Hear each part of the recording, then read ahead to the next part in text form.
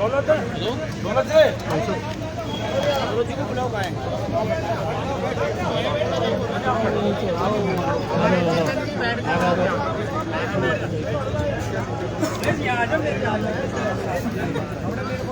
भाइयों 2 मिनट चुप रहो। ये जगमोहन जी है जो लड़के के मौसा, जो भी बातचीत है वो सब इनकी सहमति से है। लड़के के पिताजी है नहीं, जिम्मेदार व्यक्ति ये, जो ये कहेंगे वही अंदर बात हुई है और वही आपको सबको मान्य है, हम सबको मान्य है। परिवार संतुष्ट है तो हम सब संतुष्ट है। हमारी कोई अलग से पंचायती नहीं है। अलग से जो पंचायती करता है तो फिर बाहर जाके करे। जगमोहन जी जो बात है आप बताओ। मैं मतलब सबको ये बताना चाहता हूँ कि जो हमने सबने जो शर्तें सरकार के सामने रखी थी वो सभी शर्तें एडीएम साहब ने मान ली गई है। जो रूल के मुताबिक है उन्होंने बोला कि हम भरसक प्रकटन करेंगे। एक तो पहली बात, तो जितने भी आरोपी हैं सबको गिरफ्तार किए जाएंगे, उनके खिलाफ सख्त कार्रवाई होगी। दूसरी बात, इनको जो मुआवजा की राशि है जो अभी जो तय की गई है वो उनको कुछ राशि तो आज या कल में पोस्टमार्टम के बाद मिल जाएगी, कुछ राशि है 2-4 दिन के बाद में मिल जाएगी, और जो राशि है उसके लिए हम राज्य सरकार को प्रस्ताव भेजेंगे जो कि रूल में है वो राशि इनको मिलेगी। दूसरी बात, जो विधवा है इसको संविदा पे नौकरी के लिए प्रावधान है जो हम राज्य सरकार को भेजेंगे और इनको हम जल्दी से जल्दी सेटलमेंट करवा देंगे। दूसरी बात, इनकी जो एज पर रूल विधवा पेंशन जो बनेगी जितनी भी गवर्नमेंट में होगी 5,000 रुपये की बता रही है, वो विधवा पेंशन का भी हम सरकार को भेजकर इनकी विधवा पेंशन लागू करवा देंगे। तीसरी बात है कि जो पालनहार पोषाहार में जो अमाउंट मिलता है, जो इनकी बेटी 3.5 साल की होने के बाद में स्कूल जाने लगेगी, वो पालनहार पोषाहार का भी इनको मिलना शुरू हो जाएगा। और एक मांग ये और रखी गई है, जगमोहन जी के ध्यान से निकल रही है, जो भी अपराधी है उनकी गिरफ्तारी का जुलूस निकाला जाए। ये सब वो इस बात की सहमति मिल गई है। जो संविदा नौकरी की है वो बात हो गई थी। परमानेंट कराने के लिए कलेक्टर महोदय के द्वारा सरकार को फाइल भेजी जाएगी कि जो नौकरी दी जा रही है उसको परमानेंट वो कलेक्टर साहब फास्ट ट्रैक से लेगा ये मामला। जगमोहन जी और कोई बात? संविदा के बाद मतलब संविदा का प्रावधान है, लेकिन संविधान में ये भी जोड़ा गया है उसमें अगर उसको परमानेंट करने की कहीं गुंजाइश हो तो उसको परमानेंट किया जाएगा। ये नहीं है कि भाई परमानेंट ही बस हमेशा के संविदा पे वो ही रहेगी, उसको जहाँ पे जो भी वैकेंसी निकलेगी उसको पक्की कर दी जाएगी। ये उन्होंने एडीएम साहब ने आश्वासन दिया। हाँ, लिखित में देंगे वो, बाकी हम इसका प्रावधान आगे राज्य सरकार को भेजेंगे और हमारी पूरी कोशिश रहेगी कि हम उसको पक्का किया जाए। एसडीएम साहब से बोल दिया है, वो एक कॉपी लिखित में वो कॉपी लेके आ रहे हैं। हाँ ला रहे हैं। आपको जो भी बात है वो लिखित में उनकी कॉपी एक परिवार को दे दीजिए। जो भी फैमिली मेंबर यही है वो अपने एसडीएम साहब को नॉमिनेट कर दिया है, इनकी जिम्मेदारी ये सारा काम करवाएंगे।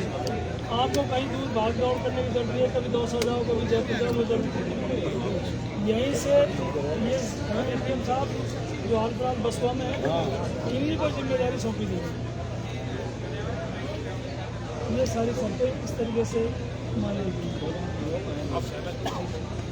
हाँ, ये सब परिवार के लड़के की माँ मौजूद थी और हम सब मौजूद थे, ये सब इस पर सहमति बन गई है और सब सहमत।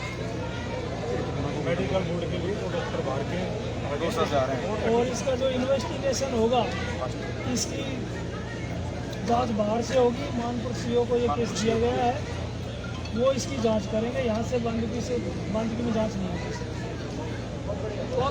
अब मैं निवेदन करूंगा कि अगर परिवार संतुष्ट है तो जितने भी लोगों ने इस लड़ाई में, इस संघर्ष में, चाहे हमारे पूर्व एमएलए साहब खटाना साहब हो, चाहे यहाँ के स्थानीय दौलत भाई हो, चाहे पंकज हो, चाहे प्रधान साहब हो, चाहे समस्त जो भी मेरे भाई यहाँ पे लड़ाई मौजूद रहे, उन सबको आप धरने की समाप्त करने की घोषणा आप करो, जिससे ये जो जनता आपके लिए खड़ी रही है,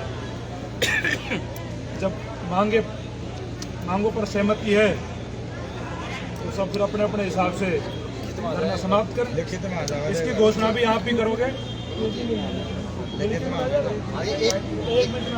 देखो एक बात और जुड़ी है, ये जो बात है ना, इसके अलावा एक मानवता वाली बात जुड़ी है। सुबह कई लोग यहाँ बैठे हुए थे, आदरणीय खटाना जी भी इसमें शामिल है, और कालागढ़ वाले जो भाई साहब थे, फौजी भाई साहब, हमने यहाँ बैठ के एक निर्णय लिया है क्राउड फंडिंग के द्वारा 100, 200, 500, 1000, लाख, 50,000 जो भी जिसकी श्रद्धा है, इस बच्ची के लिए, छोटी सी बच्ची के लालन पालन के लिए एक गुरु बना दिया जाएगा। जितना भी जिससे उसमें सहयोग हो सके, जितना भी उसमें बेड़ा पार लगा सके, आप मानवता के नाते उसमें कर देना। ये आप पे और हम पे डिपेंड करता है। जितनी जिसकी श्रद्धा हो वो उसका आपके पास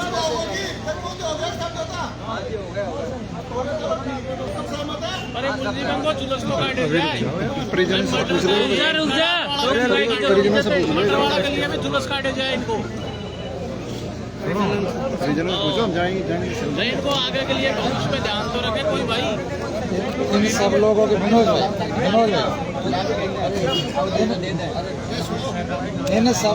इन सब लोगों की एक ही मांग है, पूरे लोगों की, कि जब अभी अपने घोड़ा कटला में घटना हुई थी, है ना साहब, तो उस तरह इनका सबका जुलूस निकाला जाए। सबकी है, पूरी पब्लिक की मांग है ये। अब खटाना जी की तो सुनो, 2 मिनट बोल रही तो बोले आगे हो जाओ भाई।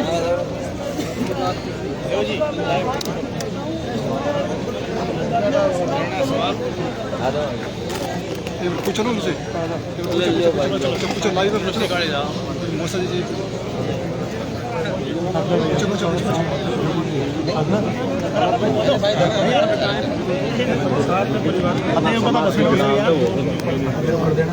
राजेश भाई मनोज जी, और अभी आता हूँ मनोज।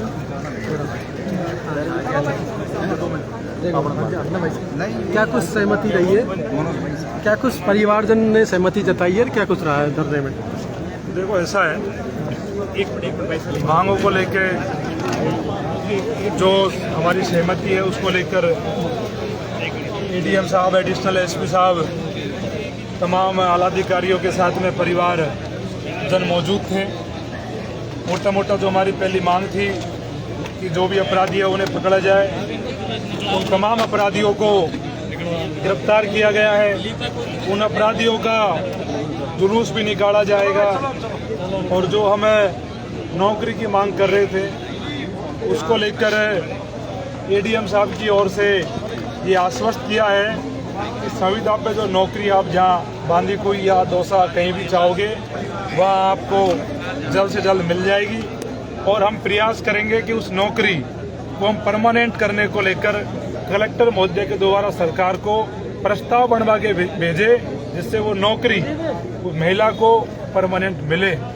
जो सहयोग राशि की आर्थिक मुआवजे की बात है उसको लेकर एडीएम साहब की ओर से 8,25,000 रुपये परिवार को दिए जाएंगे।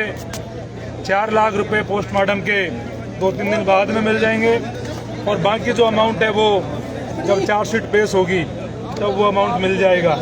बाकी इसको लेकर भी आर्थिक सहायता और अधिक कैसे हो, तो इसको लेकर एडीएम साहब ने कहा है कि वो फाइल को इस पे गवर्नमेंट को भेजेंगे, और परिवार की और सहायता हो इसको लेकर वो प्रयास करेंगे सरकार से। कलेक्टर के द्वारा मुख्यमंत्री राहत कोष से जो भी सहयोग मिल पाएगा वो भी वो कराने का प्रयास करेंगे। बाकी तो जांच का विषय था वो मानपुर सीओ के द्वारा बाहर करवाई जाएगी। बांदीकुई से हम बाहर कराना चाह रहे थे, और जो पुलिस वाले थे उन पे पुलिस जांच करेगी। इनकी एक सीओ अधिकारी उनकी कमेटी का, अगर उसमें कोई दोषी कहीं पाया जाता है तो उस पर कार्रवाई की जाएगी। बाकी बच्ची जब स्कूल में एडमिशन हो जाएगा तो पालनहार योजना के तहत जो 4,000 की राशि मिलती है वो उसको दी जाएगी। ये मांगे एडीएम साहब, एडिशनल एसपी साहब, तमाम लोगों के बीच में, परिवारजनों के साथ में, भाई दिनेश की माताजी, उनके मौसा जी, इनके बेटे और परिवार के अन्य लोग और धरने में उपस्थित अन्य कई साथियों के बीच में ये सर्वसहमति से सबकी सहमति है और परिवार वाले इस मांग पर सहमत है और ये पूरा लिखित समझौता है। कितने लोग सवाल हो? कितने लोगों को डिटेन किया है अभी तक? गिरफ्तारी कितने लोगों की हुई है? देखो ऐसा है, गिरफ्तारी जो भी वीडियो फुटेज में पुलिस ने डिटेन करे हैं, ढूंढे हैं, उन सबको पुलिस ने डिटेन कर लिया है और 8 नहीं, नंबर ज़्यादा है। जो भी उसमें 9 नामजद के खिलाफ FIR है और अन्य भी है। जब जुलूस निकाला जाएगा तो सब लोगों की सूची आपके सामने आ जाएगी। पोस्टमार्टम के बाद में पुलिस इस चीज़ को क्लियरिफाई कर सकती है कि कितने लोग हमारे लिए हमने डिटेन करे हैं और वो जुलूस निकालेंगे जब आप लोगों को सारी जानकारी। क्या ये देखा कि जिन लोगों को डिटेन किया आप लोगों ने परिजन में देख हैं कितने लोग डिटेन किए? इस बात को लेकर पुलिस को हमने बोला है, अगर परिजन कोई भी देखना चाहता है, जो वीडियो में अगर उनको आइडेंटिफाई कर रहे हैं सबके चेहरे, तो परिजन देख सकते हैं, उसको लेकर कोई इशू नहीं। क्या ये कोई सोची समझी रणनीति के तहत ये पूरा घटनाक्रम को अंजाम दिया कि एक इत्तेफाक था ये? देखो ऐसा है, ये मॉब लिंचिंग है पहली बात तो, और मॉब एक भीड़ की तरह चलती है। जैसे एक भेड़ जाती है उसी रास्ते बाकी भेड़ें चल जाती है और ये एक छोटी सी मिस्टेक के चलते ये घटनाक्रम हुआ और वो एक सीधा ईमानदार लड़का था। मॉब ने उसे चोरी का आरोप लगा के पेड़ के बांध के, और जो लोग 10-15 जो भी है सबने इस घटना को अंजाम दिया, तो सब दोषी है। देश में कानून का राज है, संविधान का राज है, कोई जंगल राज नहीं है। कोई भी गलत करेगा, चाहे सोच समझ के करो, चाहे कैसे भी करो, गलत गलत है, जो कानून के खिलाफ है वो खिलाफ है और उसकी सजा बराबर है। तो जो भी मॉब लिंचिंग की घटना हुई है, इसको लेकर हमने प्रशासन को बोला है और इसीलिए उन्होंने कहा है कि जो भी अपराधी है उनका जुलूस हम बाजार में होकर निकालेंगे, जिससे आगे कोई ऐसी घटना करने की हिम्मत नहीं दिखाए। और हमारा जो शांति प्रिय क्षेत्र है, यहाँ ऐसी घटनाएं नहीं हो, इसको लेकर पुलिस उनका जुलूस निकाल रही है। और मेरा ये मानना है कि जब ये जेल में जाएंगे, सजा काटेंगे, तो इनको इस बात का एहसास होगा और लोगों को ये मैसेज जाएगा कि अगर ऐसी कोई घटना होगी तो पूरा जीवन सलाखों के पीछे निकलेगा। ये मैसेज पुलिस ने कितना समय दिया है? पुलिस ने तो गिरफ्तार कर लिया है, सबकी गिरफ्तारियां पुलिस ने अपने हिसाब से करी है और पोस्टमार्टम के बाद में पुलिस आप सबको जानकारी दे देगी कितने लोग उनके पास है और कब उनका जुलूस निकालेगी, वो आप लोगों के सामने आ जाएगा। और पुलिस ने अपनी कार्रवाई, अभी पोस्टमार्टम की प्रक्रिया जल्द 5 मिनट बाद शुरू हो जाएगी। 2 डॉक्टर बाहर के रहेंगे टीम में, 1 डॉक्टर यहाँ के हैं। पोस्टमार्टम होके बॉडी का अंतिम संस्कार किया जाएगा। आप सभी मीडिया बंधुओं को परिवार की ओर से बहुत धन्यवाद है कि लोकतंत्र में आपने एक गरीब बच्चे की आवाज को लोगों तक पहुंचाया, सरकार तक पहुंचाया। ये परिवार आप सब मीडिया साथियों का आभारी रहेगा। धन्यवाद।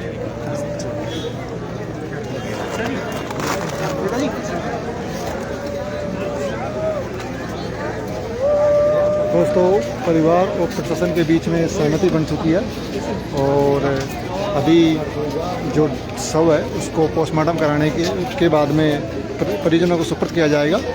और ये तस्वीरें आप देख पा रहे थे, तस्वीरें हैं राजस्थान टीवी न्यूज़ के माध्यम से दौसा जिले के बांदीकुई सिटी से, जहाँ पर आपको पता होगा बांदीकुई पंचमुखी जो पंचमू के पास में जो पंडितपुरा पड़ता है वहीं पर ये घटना को अंजाम दिया गया था कुछ ग्रामीणों के द्वारा।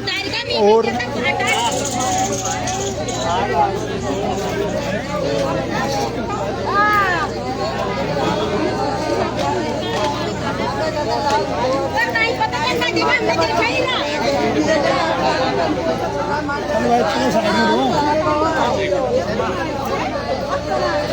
इधर महिलाओं का बुरा हाल है।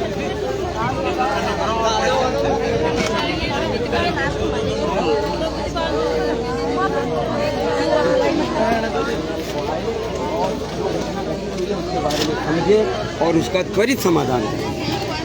मैं स्थानीय विधायक सम्मानीय श्री भागचंद्र जी टांकड़ा साहब से हाथ जोड़ के पैर पकड़ के नाक रगड़ के निवेदन करूंगा कि आपकी विधानसभा में ये क्या हो रहा है। आप यहाँ के कप्तान हैं, आप यहाँ के एमएलए हैं और कहीं न कहीं आपकी कुछ तो कमी रही होगी कि जनता में इतना कॉन्फिडेंस कहाँ से आ गया। इससे पहले भी विधायक रहे, भारत 1947 में आज़ाद हो गया, लेकिन कोई भी घटना मुझे जितनी जानकारी है पीट करके एक स्वस्थ व्यक्ति को पीट कर मारा गया है।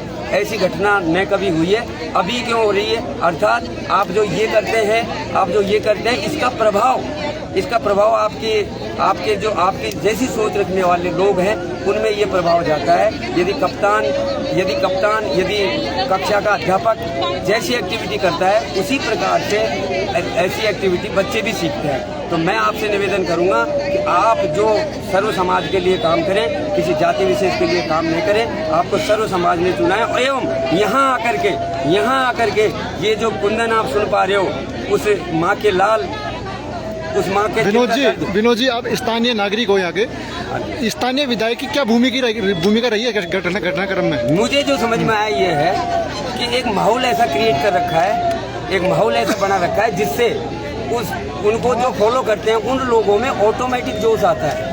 वो किसी जाति विशेष को कुछ भी नहीं देख पा रहे हैं और वो उनमें जोश आता है और वो किसी को भी पकड़ के पीटना मारना।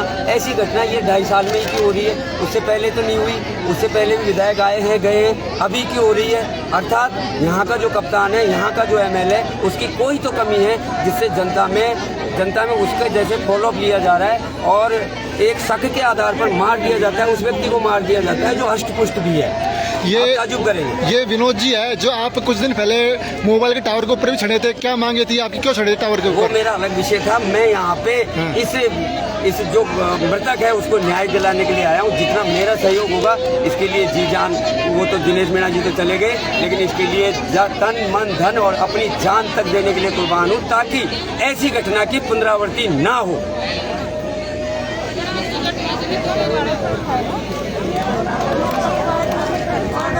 दोस्तों ये तस्वीरें हैं जो से और अभी कुछ देर के बाद में दिनेश मीणा जो मृतक उनका पोस्टमार्टम करा करके उनके शव को परिजनों को सुपुर्द किया जाएगा।